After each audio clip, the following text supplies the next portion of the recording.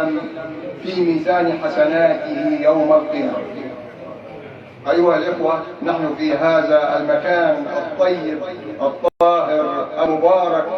في هذه الساحة الكريمة،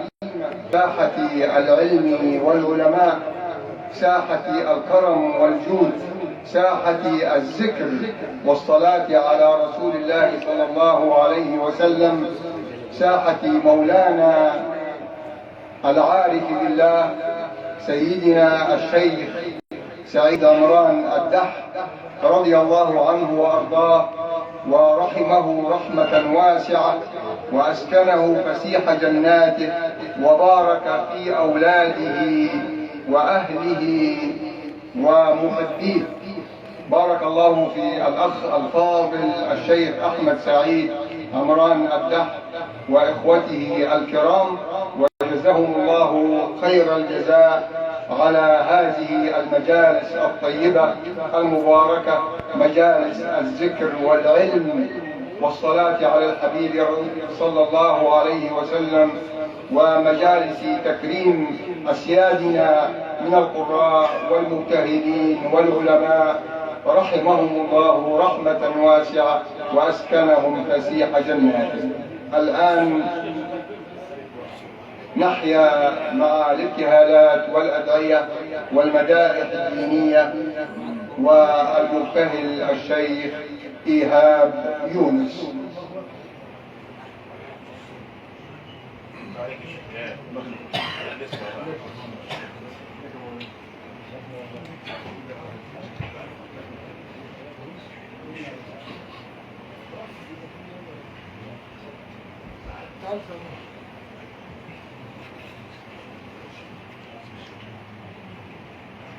الفاتحة إلى سيدنا رسول الله صلى الله عليه وسلم وعلى آله الكرام والصحابة الأعلام وشيخنا في طريق الله والدوام،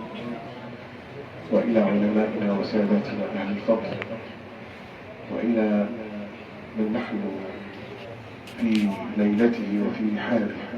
مولانا الشيخ عبد الحليم رمضان شيخنا، ومن علمنا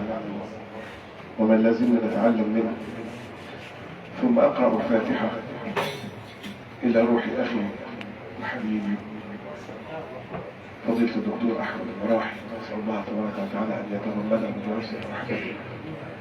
وأسأل الله تبارك وتعالى أن يجود علينا في هذه الليلة بالفضل، وأن يوصل ثواب هذه الليلة إلى روح سيدنا وشيخنا سيدنا الشيخ عبد الحليم ديدار، وإلى روح أخينا أحمد المراحي الدكتور أحمد المراحي رحمة الله عليه، وإلى جميع محبي رسول الله صلى الله عليه وسلم وجميع موتانا وموتى المسلمين أجمعين. تقبل منا يا ربنا بسر ثواب الفاتحة.